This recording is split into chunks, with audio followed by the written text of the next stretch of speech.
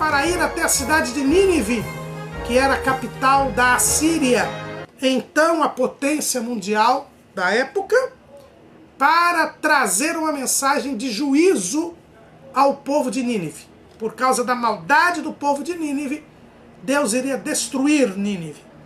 E manda então que Jonas saísse lá da sua terra, ali em Israel, porque Jonas era um profeta do reino do norte, do reino das 10 tribos,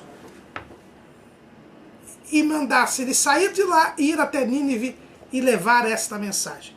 E o livro de Jonas conta isso, que Deus chamou Jonas, Jonas tentou fugir, depois as circunstâncias, como nós vamos ver, o levaram a ir, não diria na marra, mas no grande peixe, e ele acabou tendo que ir para Nínive, pregou, a cidade se arrependeu dos seus pecados, se humilhou diante de Deus, Deus não destruiu Nínive e o profeta ficou bravo.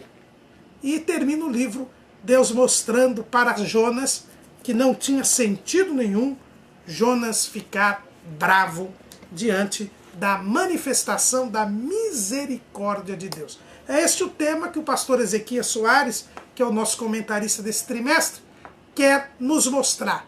Jonas, ele nos mostra a misericórdia de Deus. E mais, em pleno Antigo Testamento, nos mostra que a misericórdia de Deus é para todas as nações. Deus usou de misericórdia com o profeta, com um homem cheio do Espírito Santo. Mas Deus também mostrou misericórdia para os cruéis e maldosos ninivitas. Deus é misericordioso para os que estão de perto e para os que estão de longe. É essa a mensagem que aprendemos com o livro do profeta Jonas. Jonas, em hebraico, quer dizer Ioná. E eu gosto muito desse nome, porque é o nome da minha irmã. Minha irmã chama-se Ioná. Né? E é, em hebraico, Ioná, que quer dizer pombo. Pombo. E o nome de Jonas, a gente já tem visto que os nomes dos profetas falam muito sobre o ministério dos profetas. Jonas se chamou pombo, né? O nome dele quer dizer pombo, porque ele é um mensageiro. Os irmãos sabem que o pombo é a ave mensageira por excelência. O pombo correio.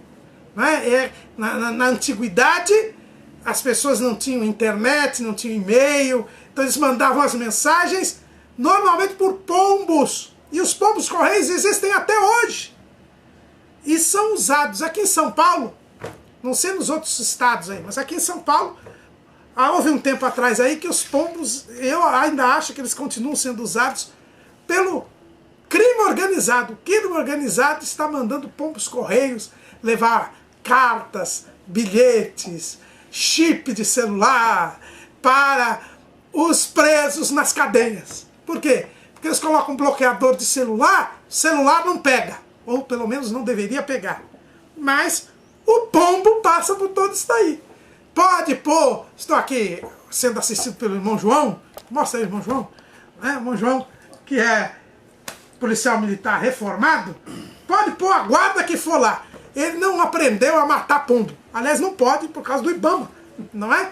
Então o pombo passa, pode pôr o agente penitenciário que fala, o pombo vem, entra na penitenciária, e os pombos correios, eles têm um senso de direção incrível. Eles voam milhares e milhares de quilômetros e vão exatamente no lugar onde estão. Então o pombo foi o profeta Jonas. Jonas foi um pombo. Ele levou a mensagem para a cidade de Nínive. Ele era um mensageiro, profeta mensageiro. Mas nem ele gostou de ser pombo. Essa aqui é a grande verdade. A mensagem dele era para que Nínive viesse a saber que Deus iria destruí-la. Irmãos, Jonas, como eu disse, ele é natural da cidade de Gat-Efer, que era uma cidade da tribo de Zebulon. Nós vemos isso no segundo livro dos Reis, capítulo 14, versículo 25. Está escrito assim: Também este restabeleceu os termos de Israel, desde a entrada de Amate até o mar da planície, conforme a palavra do Senhor, Deus de Israel, a qual falara pelo ministério de seu servo Jonas, filho do profeta Amitai, o qual era de Gat-Efer. Que Gat-Efer era uma cidade da tribo de Zebulon, o irmão encontra lá no livro de Josué. Quando você quiser saber sempre alguma cidade, onde que ficava, é só ir lá naquela passagem do livro de Josué, aquele pedaço do livro de Josué que ninguém lê, que era a divisão das heranças das tribos. Lá tem o nome de todas as cidades. É como se fosse um guia, né? Um guia daquele tempo. E lá em Josué 19 e 13, nós vemos ali, quando fala da herança de Zebulon, ó, e saiu a terceira sorte aos filhos de Zebulon. E aí vem no versículo 13. Eu li o 10 e o versículo 13. E dali passa pelo oriente para o nascente a Gat-Efer em Et-Cazim. E sai a Rimon Metuar, que é Eneá. Então Gat-Efer era uma cidade que pertencia à tribo de Zebulon, mais ou menos onde ficou depois a Galileia das nações, a Galileia dos gentios, onde Jesus foi criado. Isso a gente já vê, irmãos, que Jonas foi tirado dali, daquela região, a mesma região que o profeta Isaías diz que ali resplandeceria a luz. Então aqui nós já vemos que Jonas é uma figura do maior missionário de todos os tempos, que foi o Senhor Jesus, que deixou a sua glória e veio pregar o evangelho para nós pobres mortais. Não é? Está lá no Isaías 9:1. Mas a terra que foi angustiada não será entenebrecida. Ele envileceu nos primeiros tempos a terra de Zebulon e a terra de Naftali, mas nos últimos a enobreceu junto ao caminho do mar, além do Jordão, a Galileia dos gentios. Isso nos mostra bem, irmãos, que quando Jesus pregou, os fariseus, os doutores da lei, diziam assim, pode alguma coisa vir da Galileia, ele é um galileu, vê se algum profeta veio da Galileia. Veio Jonas. Eles tinham esquecido do Jonas. Jonas veio. E Jesus disse que Jonas era um sinal do seu ministério. Era um sinal do seu ministério. Então Jonas, já pela própria origem, ali na terra de Zebulon, na tribo de Zebulon, ele já antecipa, ele é um tipo de Jesus. Deus vai colocar este homem, que é servo dele, nós lemos aqui, o seu servo Jonas, filho do profeta Amitai. Jonas, ao contrário de Amós, Amós disse, eu não sou profeta nem filho de profeta. Jonas era profeta e filho de profeta. Nem todo filho de profeta é profeta. Veja bem que a Bíblia fala que ele era profeta e também era filho de profeta. Então não havia nepotismo. Hoje essas coisas andam por aí, não é? Pastor pode ser filho de pastor? Pode. Nada impede. Mas primeiro ele tem que ser pastor. Depois ele é filho de pastor. Aqui eu tinha o profeta Jonas, o servo de Deus Jonas, que também era filho de profeta. A tradição judaica diz que Jonas seria aquele filho da viúva que foi ressuscitado por Elias. Existe até um livro de Júlio Minham, que nós citamos no nosso esboço, As Maravilhas da Ciência, que ele conta isto. É uma tradição judaica. Dizem que esta viúva que se converteu, ela não era judia, ela não era israelita, ela era de Sarepta de Sidom, uma cidade fenícia. Diz a tradição judaica que depois que choveu sobre a terra, Deus mandou Amitai casar com esta viúva e o seu filho acabou sendo adotado e ele acabou sendo também escolhido por Deus para ser profeta. Isso é a tradição que diz, na Bíblia não diz nada, mas nós temos que dizer aqui o que a tradição diz. O que explicaria por que Jonas, um gentil que teria sido adotado por um israelita e se tornado israelita, acabou indo pregar para os gentios. Jonas não fez só isso. A gente pensa apenas que um belo dia Jonas recebeu a ordem de Deus para ir para Nínive e pulou fora. Não foi assim. O livro de Jonas, eu já disse aqui, ele só conta essa passagem do ministério de Jonas. Mas, quando nós lemos aqui em 2 Reis 14, 25, a Bíblia diz que Jonas foi levantado por Deus e profetizou que Jeroboão II, o rei, que nós já temos visto aqui, que é o rei dos tempos de Oséias, os tempos de Amós, ele, porque Jonas era contemporâneo de Oséias e de Amós, ele restabeleceu os territórios de Israel. E Jonas se levantou, provavelmente já no reinado de Jeroboão II ou um pouco antes, e disse que Israel ia voltar a ter os seus territórios perdidos que haviam sido invadidos pelos sírios. Algo totalmente impossível de se pensar. Mas Jonas profetizou e Jeroboão II cumpriu essa profecia. Se cumpriu essa profecia. Ele recuperou os territórios perdidos de Israel. E nós já lemos aqui quando estudamos a respeito de Oséias e de Amós, mas vamos voltar aqui. No capítulo 14, versículo 26, a Bíblia diz que Deus fez eles recuperarem esses territórios porque viu o Senhor que a miséria de Israel era muito amarga. Então, Jonas profetizou o bem de Israel. E se cumpriu. Israel estava vivendo um período de prosperidade. Os sírios haviam sido derrotados pelos assírios. A Assíria ficava no norte da Síria, né, onde hoje é a região do Iraque, e ela veio e invadiu. Os sírios foram derrotados e Israel aproveitou e recuperou seus territórios. Então Jonas, ele era conhecido como um homem de Deus e um homem que primava pelo amor à pátria. Ele era o profeta da nação. E se a tradição judaica israelita estiver certa, ele sendo um gentio, tendo sido adotado por israelita e tendo profetizado pelo bem de Israel, e o bem de Israel tendo ocorrido, ele era muito considerado pela nação. Ele era o profeta da nação. E é por isso, irmãos, que quando Deus chega para Jonas e diz para ele, olha, e o livro de Jonas começa assim, curto e grosso.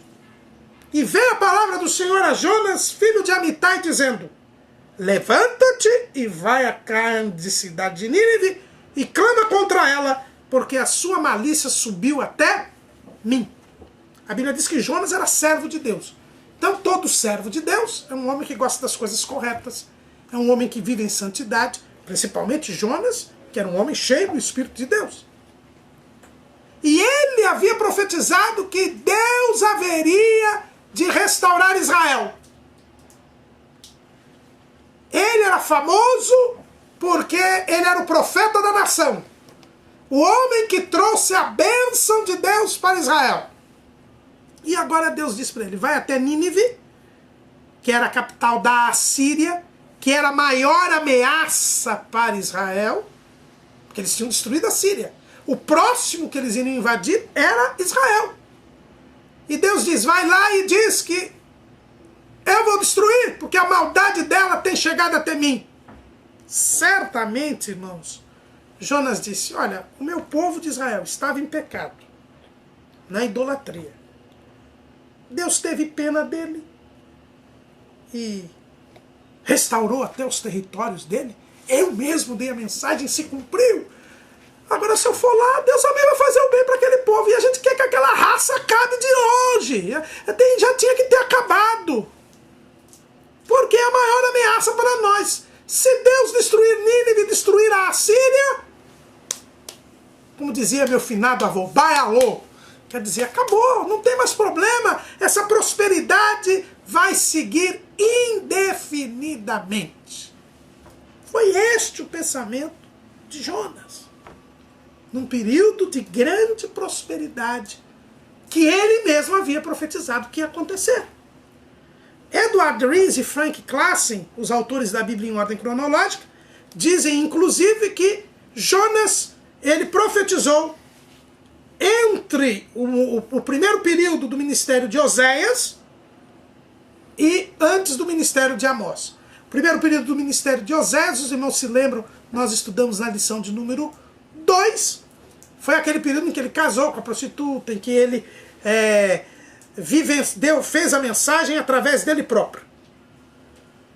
E depois veio Amós, e como o Amós foi expulso, Deus então levanta Oséias novamente para pregar e falar da destruição de Israel a partir da morte de Jeroboão II.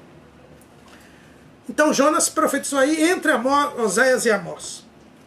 Então era um período de grande prosperidade. E Jonas disse: o quê? Eu, que sou o profeta da nação, vou ser um instrumento de Deus para o bem-estar dos inimigos do meu povo? Eu sou conhecido como o profeta da nação. A propriedade peculiar de Deus entre os povos é Israel. Que os gentios colham o fruto da sua maldade. Jonas pensou com muitos crentes hoje. O que tem de crente macumbeiro evangélico. São crentes que sabem que o cidadão é incrédulo, que o cidadão lhes faz mal, que lhes é uma ameaça, talvez até no emprego, talvez até num concurso. Às vezes não é nem incrédulo, né, irmãos? Às vezes é um crente mesmo, mas ele está querendo aquele lugar na igreja, está querendo aquele ministério. Então, ele fica orando a Deus. Senhor, estenda a sua mão, faz justiça. Em outras palavras, Senhor, eu estou querendo me vingar daquele cidadão, eu estou querendo o mal daquele cidadão, mas eu, como Pilatos, lavo as minhas mãos, e o Senhor vai lá e faz o serviço sujo, como dizem por aí. Só que Deus é limpo. Ele ama. E você terá a maldade que você deseja, como nós vimos na lição sobre Obadias, caindo sobre você. O livro de Jonas, então, conta essa ordem de Deus, a desobediência do profeta, depois a obediência do profeta, e passar entre uma desobediência e uma obediência, tem um grande peixe aí no meio, não é?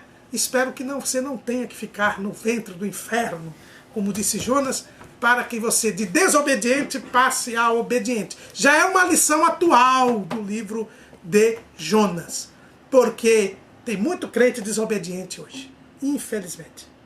Tem muito crente desobediente. É aquela música do Jericó. Pelo amor de Deus, não diga que é crente. A gente podia cantar para o Jonas aqui, né? Então, Jonas, o livro pode ser dividido em 3 partes. Primeira parte, a chamada e a desobediência de Jonas. É o capítulo 1. Segunda parte, o arrependimento de Jonas. Capítulo 2. E a terceira parte, que é a pregação de Jonas e os seus efeitos. Então nós podemos dividir, que envolve os capítulos 3 e 4.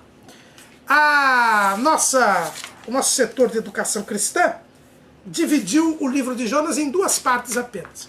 A primeira chamada, que é a da desobediência, que vai dos capítulos 1 e 2, e a segunda chamada, que vai dos capítulos 3 e 4, que é a parte da obediência.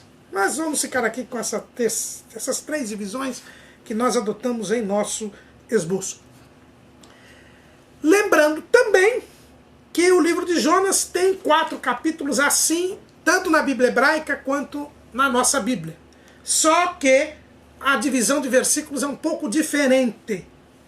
O capítulo 1, versículo 17 da nossa Bíblia, é o capítulo 2, versículo 1.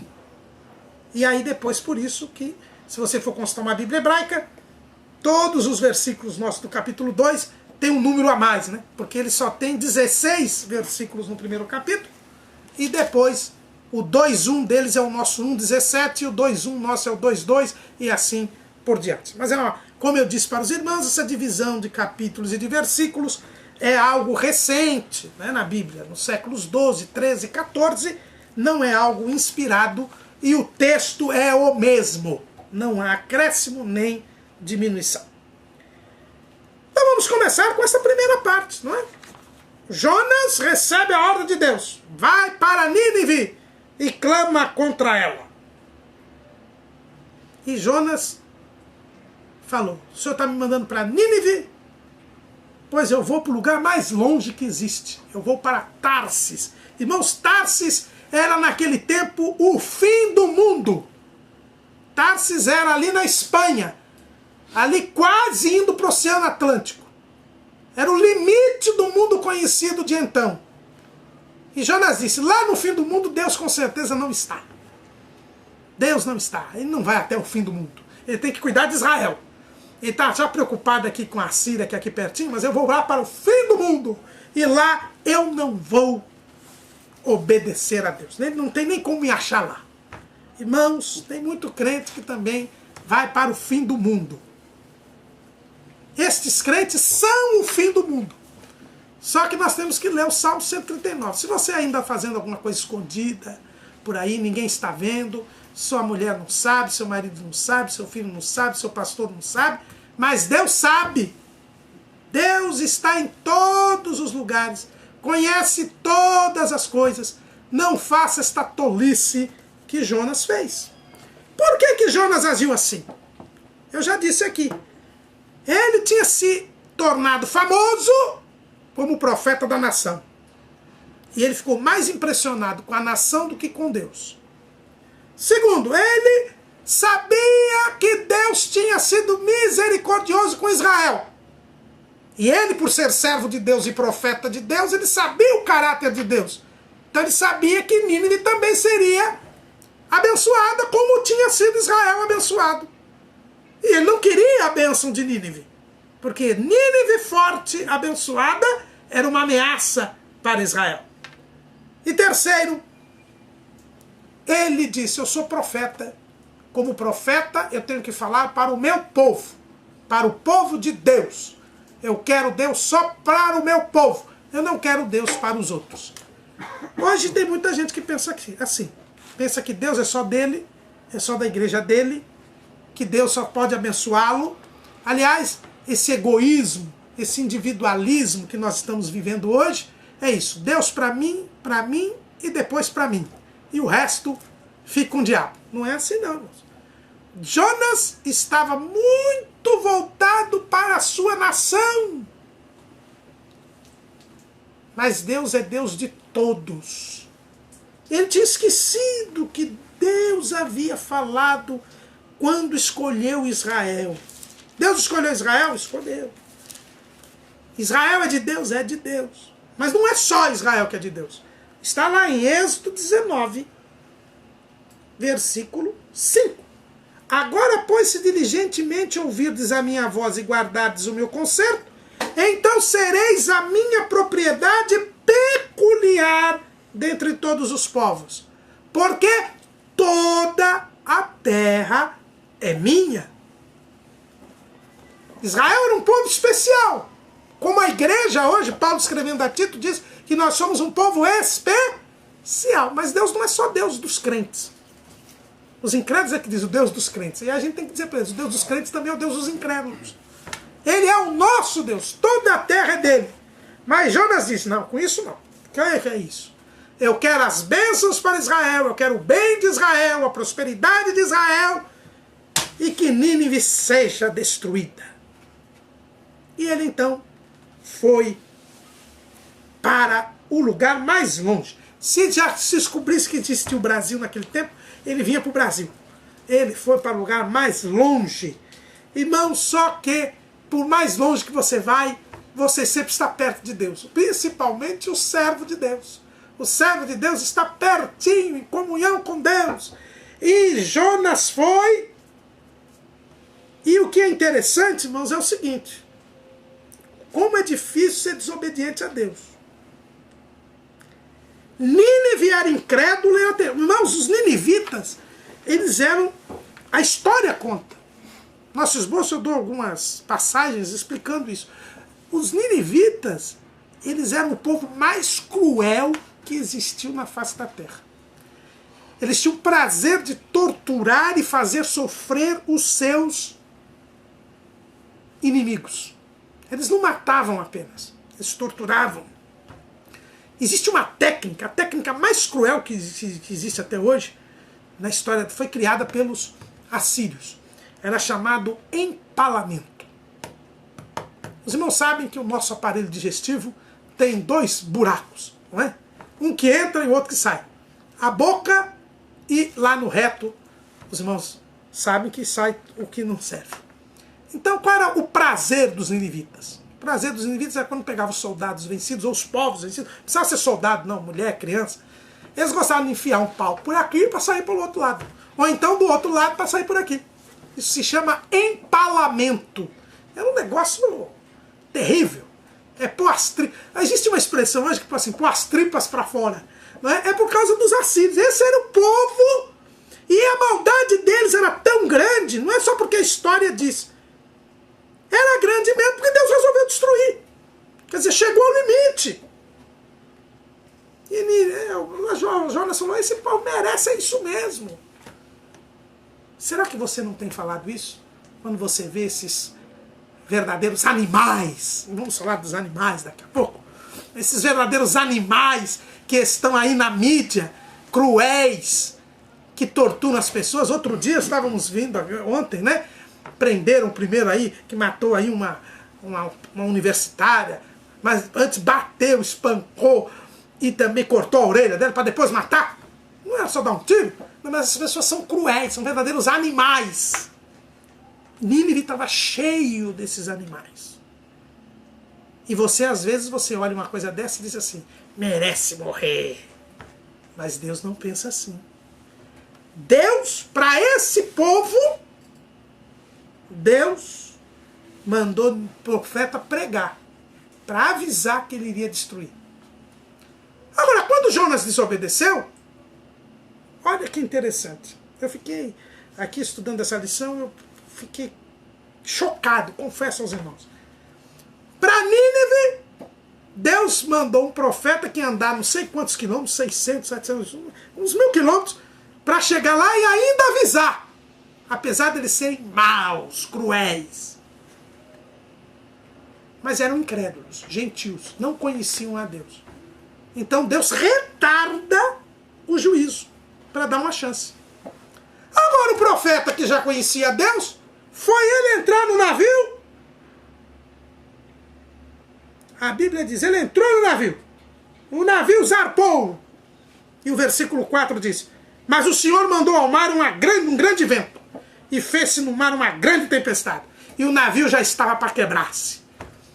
Irmãos, quando a gente desobedece a Deus, Deus não dá um espaço, não, viu? Nínive ia ser destruída, mas Deus ia mandar o profeta. O profeta fugiu, Deus parou. Com Nínive, Deus demorou. Com o profeta, ele entrou no navio saiu, e veio tudo uma vez só. Sabe por quê, irmãos, Deus faz assim com o desobediente? Porque ele já conhece a Deus. Então, cuidado, viu? Quem desobedece, a fúria de Deus já vem, bam! Já veio de uma vez só. Grande vento, grande tempestade, e o navio já estava quebrando. Agora, para Nínive, ele parou. A maldade, eles estavam fazendo a maldade lá, mas o profeta não foi lá dar a mensagem. Então, para os desobedientes, de imediato, Deus já manda a sua mensagem. Para os incrédulos, Deus aguarda um pouquinho. Porque Deus não leva em conta os tempos da ignorância. Vento, tempestade, o navio quebrando e o nosso profeta dormindo. Irmãos, ele foi para o porão. Porque ele disse, no porão, Deus pode sim dar uma olhada do céu assim pro navio, ele pode me encontrar ali. Agora no porão não tem jeito. Eu vou lá para o porão. E lá no porão, Jonas dormia, indiferente às coisas. Irmãos, é muito triste, mas quando o crente fica desobediente, ele fica indiferente ao próximo. Jonas estava indiferente ao navio porque ele já estava indiferente com a sorte dos ninivitas. Quando ele não aceitou a ordem de Deus, é porque ele não queria nem saber. Desculpa a expressão popular que eu vou dizer aqui, mas quando ele soube que Nínive ia se destruir, ele falou, que se danem. um crente desobediente, ele não tem amor pelo próximo. Ele não está nem aí com o próximo. Ele é indiferente. Então, quando a gente vê Jonas dormindo, em plena situação desta, você diz, como ele pôde ser assim? Ele já estava assim. Quando ele resolveu comprar a passagem e ir para Tarsis, ele já estava indiferente ao próximo. Aqui só se manifesta isso, que estava no seu coração e que agora se manifesta. Todos clamavam ao seu Deus. Já estavam jogando as mercadorias no mar. Mas Jonas desceu para o porão, se deitou e dormia um profundo sono. Isso era muito mais do que um sacrifício da tarde, como chama aqui o nosso irmão bispo. Mostra aí o nosso irmão bispo que está nos assistindo aqui, não é? Ele às vezes ele dá um sacrifício da tarde, assim, dorme um pouquinho em casa e tal, depois que vem de um labor diário. Mas esse aqui dormia um profundo sono. Era o sono da indiferença. Era o sono da falta de amor. E para estes Jesus, usando o apóstolo Paulo, diz, desperta tu que dormes e Cristo te esclarecerá. Irmãos, não podemos estar anestesiados com as coisas deste mundo e deixar de ver a necessidade das almas que precisam de salvação. Já que o profeta não profetizava, dormia, e não tinha jumenta lá para usar, quando Balaão estava fora da direção de Deus, Deus usou uma jumenta. Aqui Deus usou o mestre do navio. Olha que vergonha, né, irmãos? Quando Deus precisa usar um incrédulo para falar a palavra de Deus para nós. E Deus usa. Eu já tive essa experiência. De alguém incrédulo chegar para mim e falar, mas você não é crente? Você não vai confiar em Deus? Outro dia nós vimos aqui o pastor Eli Martins de Souza, a nossa igreja aqui em São Carlos, aqui no estado de São Paulo, quando ele falou aqui na escola bíblica que foi diagnosticado um câncer, e ele chegou e o médico disse, olha, eu tenho que dizer para o senhor que o quadro é sério, é grave, mas eu estou vendo aqui na sua ficha que o senhor é pastor. Portanto, isso não deve abalar o senhor. E aí? Hã? E aí? É o mestre do navio. E disse assim, que tens, dormente? Levanta-te e invoca o teu Deus. Talvez assim Deus se lembre de nós para que não pereçamos. E o triste, irmãos, é que o mestre do navio mandou o Jonas orar e o Jonas não orou. Não orou. Não orou porque crente desobediente não tem vontade de orar.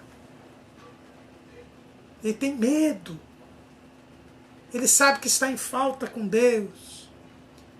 E não adiantou nem o mestre do navio. Aí os marinheiros lançaram sortes. E alguém diz assim, como é que caiu a sorte sobre Jonas? Será que funciona mesmo esse negócio de lançar sortes? Deus aprova isso? Irmãos, Deus não aprova o lançar sortes. Agora, Deus precisava falar com esse homem. Ele estava dormindo. Mandou o mestre do navio para falar. Para ele orar. Ele não orou. Então Deus fez com que a sorte, porque Deus está no controle de todas as coisas, caísse sobre Jonas. E quando caiu sobre Jonas, talvez o mestre do navio tenha falado, bem que eu desconfiei, não é? Aí perguntou assim, que ocupação é a tua? É um profeta que está dormindo no porão, fora da direção de Deus, e é um desocupado. Desocupado. Será que você é um desocupado? Não está fazendo aquilo que Deus mandou você fazer? De onde vens? De onde que ele estava vindo? Está fugindo. Saiu do seu lugar. Qual é a tua terra? E de que povo és tu? E aí Jonas confessou. Irmãos, o segredo para transformar a desobediência em obediência, para receber o perdão e a misericórdia de Deus, é a confissão dos pecados. Jonas disse, eu sou hebreu. É difícil, né? Tem certas horas que a gente tem que falar, eu sou crente, mas você andou fazendo tanta coisa. Mas ele teve que dizer, eu sou hebreu, temo ao Senhor, Deus do céu, que fez o mar e a terra seca. E aí todo mundo ficou com medo. E Jonas disse, é só me jogar no mar que resolve tudo isso. Jonas não se importou com os marinheiros. Estava dormindo. Mas ele já começou a fazer o ministério. Às vezes eu fico pensando, viu? Deus não queria só salvar os ninivitas, queria salvar os marinheiros também, porque eles se converteram. A Bíblia diz que eles ofereceram sacrifícios a Deus. E Jonas já aprendeu uma, né? Você é desobediente, mas eu quero salvar os marinheiros. E quando ele confessou, os marinheiros tiveram temor, oraram a Deus, e atendendo ao que o profeta disse, jogou no mar. E quando jogou no mar, Jonas falou, agora é o fim. Agora eu vou conhecer o capeta. Não é? Porque ele estava desobediente, ele não podia morrer naquele momento. Ele estava em pecado, ele confessou, né? Verdade que ele tinha confessado, mas... E aí veio, e quem engoliu Jonas? Nosso comentarista, ele pergunta, foi uma baleia ou um grande peixe? Olha o que está escrito aqui. Temeram, pois, os homens com grande temor e ofereceram sacrifícios ao Senhor e fizeram votos. Então eles serviram a Deus. Preparou, pois, o Senhor um grande peixe para que tragasse a Jonas. Muitos dizem, não pode ser baleia porque a garganta da baleia ela é muito pequena, não cabe uma pessoa. Se a Bíblia tivesse dito uma baleia, podia ter garganta pequena, grande, e quando Deus manda engolir, engole.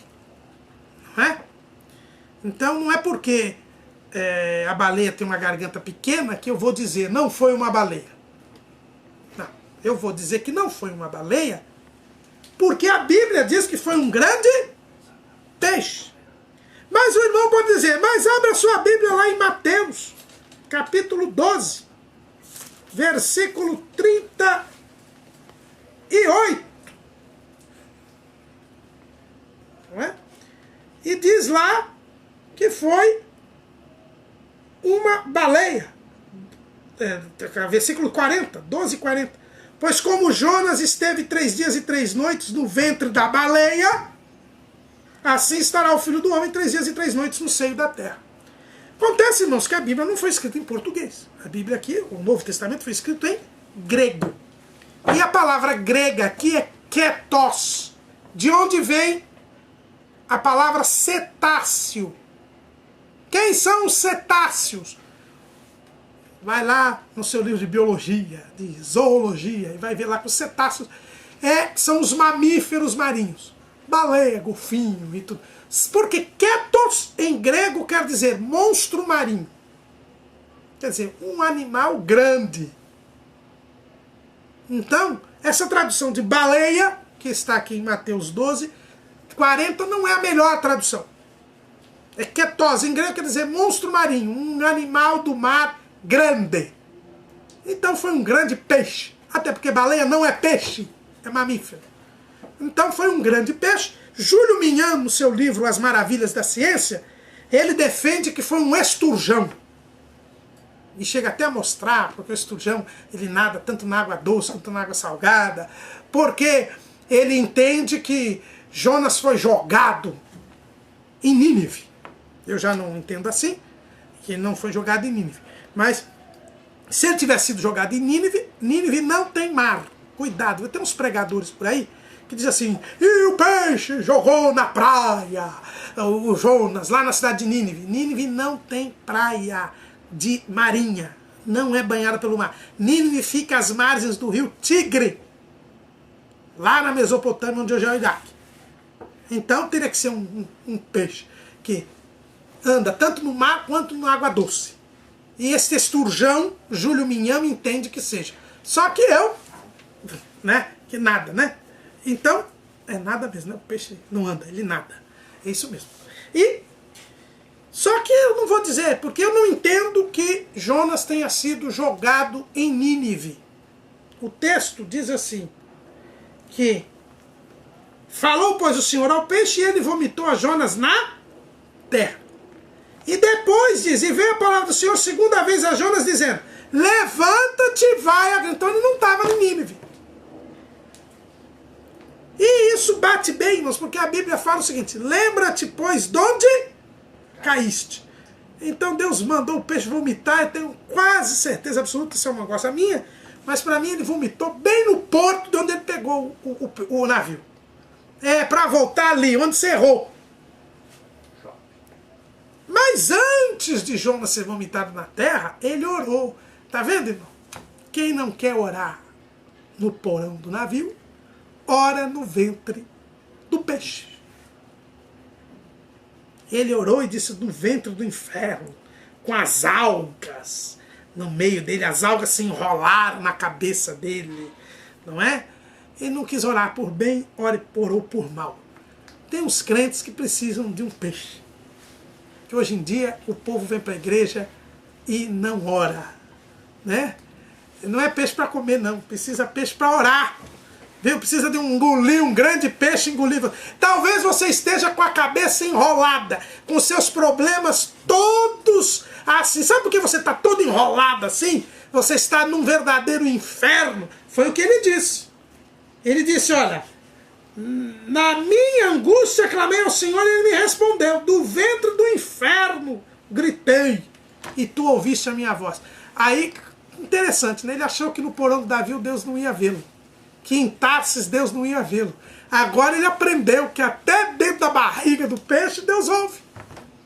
Meu irmão, para que entrar na barriga do peixe? Seja obediente. Antes que você se enrole nas algas, antes que você esteja nesse verdadeiro inferno, clame a Deus e Ele te ouve, sem você precisar ir até lá. E Jonas se arrependeu. Irmãos, ele não só orou e só chorou e lamentou. Porque quando Deus veio segunda vez para ele então vai até Nínive. Mas ele não era o profeta da nação? Era. Mas agora ele aprendeu a lição. Foi. Mas ele não queria o mal dos ninivitas? Ainda queria o mal dos ninivitas. Mas ele não era doido. Ele foi. Ele sabia que Deus ia perdoar? Sabia. Isso lhe agradava? Não o agradava. Mas ele foi. Porque quem se arrepende, muda de atitude. Arrependimento é mudança de atitude. Não é choro. Não é lamento. Não é desespero. Arrependimento é mudança de atitude. E aí então Jonas chegou na grande cidade de Nínive, que precisava andar 3 dias nela, e ele trouxe uma mensagem simples, curta e grossa. Ele disse, ainda 40 dias e Nínive será subvertida. Talvez Jonas tivesse pensado assim, Senhor, isso é uma conjectura. Mas Senhor, eu já perdi uns dias aí viajando de navio, grande peixe. Então, daria para abreviar esse negócio aí? 3 dias só, né? 3 dias eu prego aí e já destrói tudo isso aí. Não, Deus deu 40 dias. Ainda 40 dias e Nínive será subvertida. E o que aconteceu? Os homens de Nínive creram em Deus. Proclamaram jejum, vestiram-se de saco, desde o maior até o menor. Que diferença, né, irmãos? Deus falou, o profeta desobedeceu. Deus falou, os incrédulos, cruéis e maldosos ninivitas creram. E a fé é quem traz a salvação. Eles creram em Deus. Não era o Deus deles. Eles tinham muitos deuses. Mas eles creram em Deus. A começar do rei. O rei foi o primeiro. Ele que era considerado filho dos deuses, ele foi o primeiro a crer. Depois vieram os grandes. E eles se humilharam diante de Deus. Se arrependeram. Pediram perdão. Foi dado um jejum para todos. Nem os animais podiam comer. Aqui, irmãos, é o único lugar na Bíblia que diz que os animais jejuaram. Quer dizer, não é que eles jejuaram, não é? Porque animal não tem consciência. Mas Deus, o rei mandou que nem eles pudessem se alimentar. Foi o único lugar aqui na Bíblia. Tem uns hinos que estão por aí, esses pseudo-hinos, que anda dizendo que leão jejuou lá em Daniel, jejuou coisa nenhuma. Deus fechou a boca deles. Entendeu? Então eles não jejuaram coisa nenhuma. Aqui não. Aqui eles são privados de alimento. Não é? O anjo. Que anjo? Deus enviou o sol. Ah, Deus enviou o anjo, exatamente. Deus enviou o anjo e fechou a boca do leão. E leão também não serviu de travesseiro, como andam cantando por aí. Tá certo? Então, aí a Bíblia diz assim, que os homens e os animais estarão cobertos de saco. E clamarão fortemente a Deus e se converterão, cada um do seu mau caminho e da violência que há nas suas mãos. Então também os animais foi mandado que eles fossem colocar, certamente aqueles animais do exército, que tinham aquelas, como é que é, aquelas, uma espécie de vestimentas, né? Hoje tem, coloca um vestidinho, cachorro e tal, mas os arreios mais bonitos, mas tem aquela coisa que chama, esqueci, né?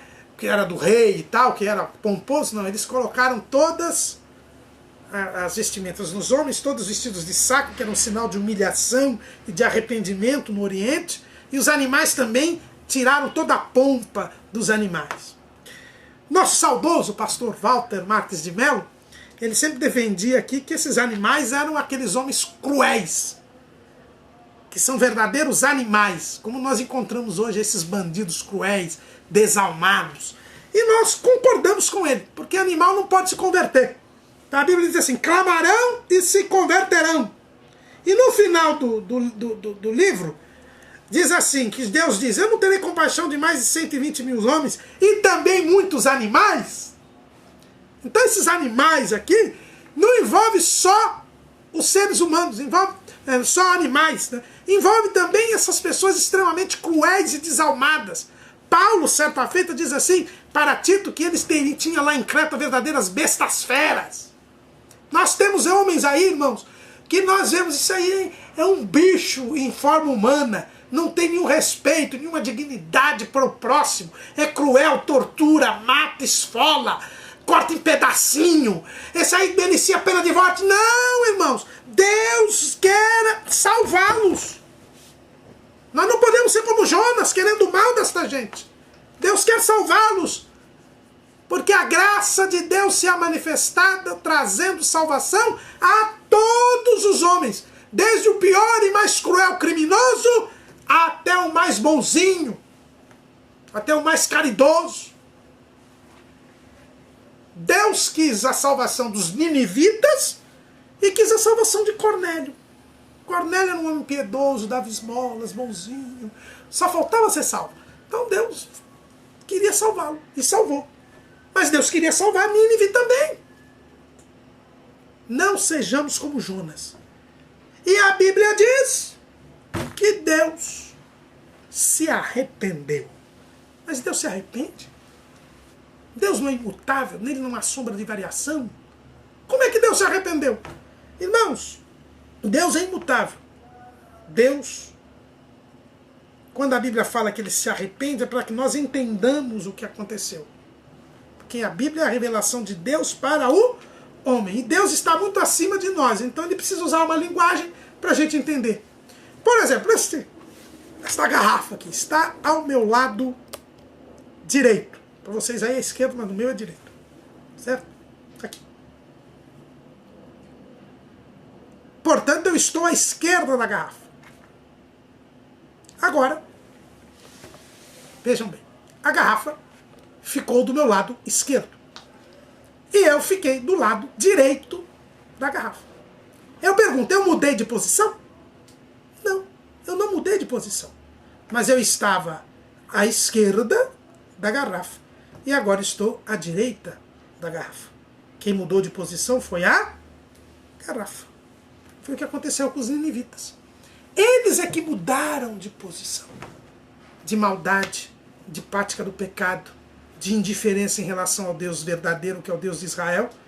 Quando eles ouviram a mensagem, eles admitiram que Deus era o Senhor, inclusive de Nínive, e que ele iria mesmo destruir. E eles pediram para mudar de atitude. Eles pediram perdão a Deus. Assumiram o compromisso de servir a Deus.